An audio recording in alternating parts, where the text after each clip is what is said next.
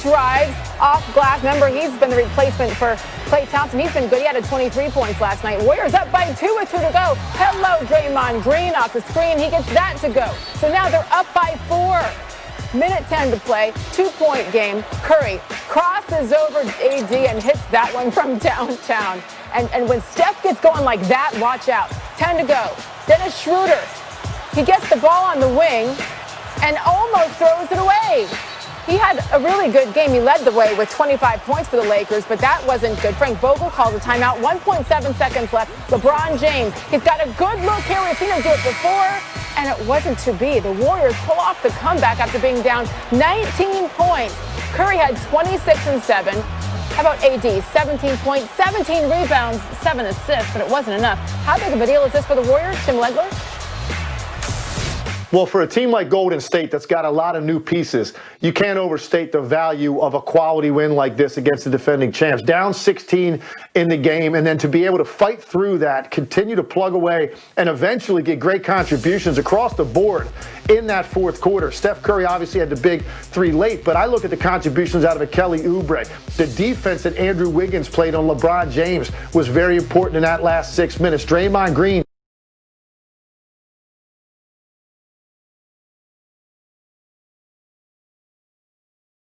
with a couple of big baskets in that fourth quarter. He's been quiet offensively this year. So for me, this is a confidence builder for a team now that's going to hit a part of their schedule where they can really gain some momentum. I picked Golden State to be a playoff team before the season, and I know it's going to take some time before everything really comes together as they continue to gel offensively. But this was a great dig down deep win against the defending champs. Doesn't get any better than that early in the season for Steve Kerr. Tonight marked the 7th straight game Kyrie Irving missed for the Brooklyn Nets, and the chances of him returning sooner rather than later, they seem to be improving. We're waiting to hear if he actually practiced today, which would have been the first time since he played in his last game back on January 5th. Since then, he's been out for personal reasons and COVID-19 rules violations. Several reasons, I guess, as far as why he's missed the last 7 games. Let's bring it back with our NBA analyst, Tim Legler. And Tim, I remember talking to you when James Harden said a few weeks ago that he wanted to play in Brooklyn. And then we shook our heads at what it would be like for rookie head coach Steve Nash to try to navigate that big 3. Well, now it's a reality. After you've seen Harden KD's early success, what will be the biggest challenge when Kyrie eventually does return? Well, I think it's maintaining the flow that they've had the first 2 games, Sage, because when you watch them play over the last 2 games, it was very clear each possession who was going to initiate the offense. And that guy would go, whether it was Kevin Durant or James Harden, and they would run some action, draw a couple of guys, and then the ball would come out of there quickly, and it ends up in the hands of another great offensive player who then would decisively attack. Well, now you've got role players spotted up around that. When you add another dribble-dependent player to the mix, it's really hard to imagine how they are going to maintain any sort of flow, because as it is, if James Harden and Kevin Durant are responsible for, say, 8, 10, 12 seconds of their half-court shot clock in trying to create that action, well, that means quick, decisive shots for their role players. But if you have a third guy in the mix that's also going to catch the ball and he needs to put it down to create his action, now I think you have a much more muddled offense. And I watched them last night, and I'm saying to myself, I like the Nets like this. And I know that's a pipe dream because Kyrie Irving is coming back to the fold here pretty soon, and they're going to have to figure it out, and time will tell. And I do think it would be foolish for any of us to say this is impossible to work. There's just too much talent there, and if it does click, well, you have a team now that basically can be unguardable with 3 players that can get you anywhere from 70 to 90 points on a given night. So I think it's foolish to just dismiss it.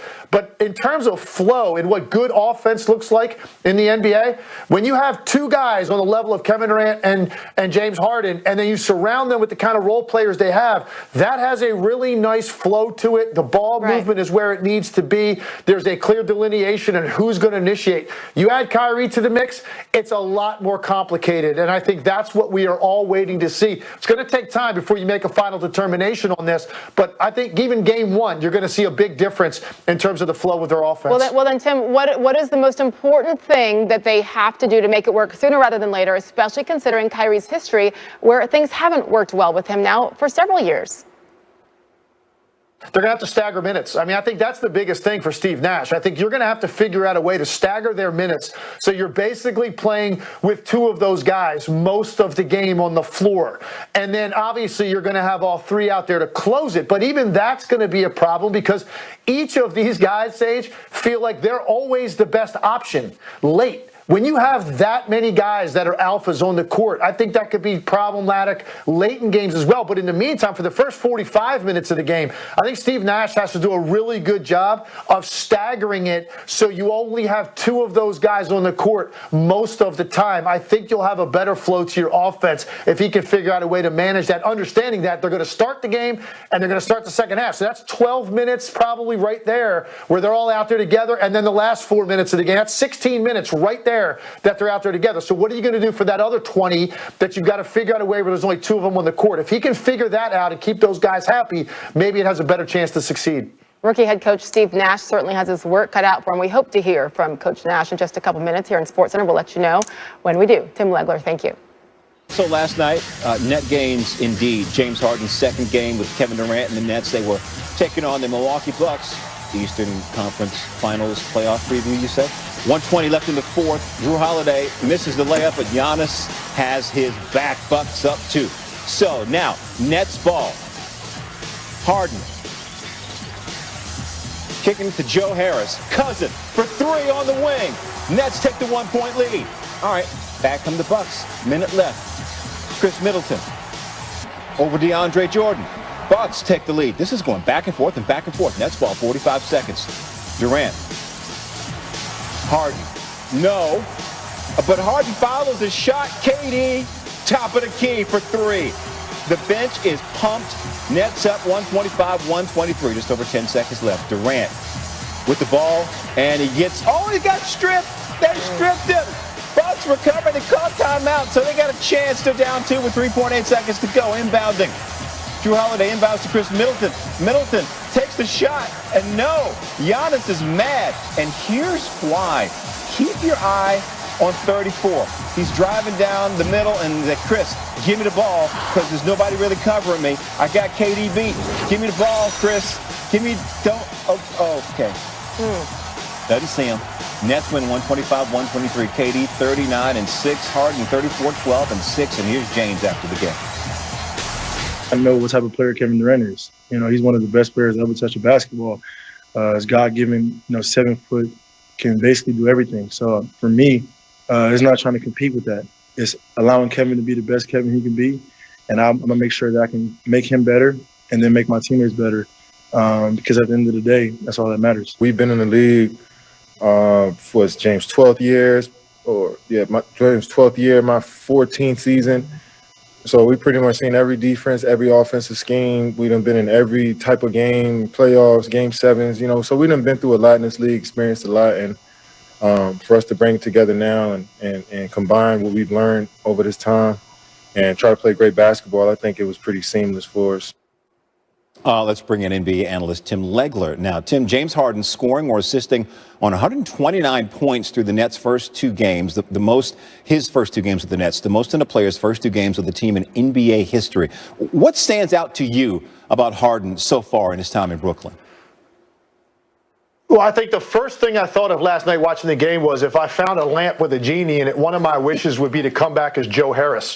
Give me an opportunity to get those kind of looks that these two guys are going to create, because you're talking about, Jay, maybe the greatest combination of just raw offensive power of any two guys we've ever seen in this league. And what James Harden brings to the table is his ability to facilitate offense, because he just occupies so many guys because of the threat that he is.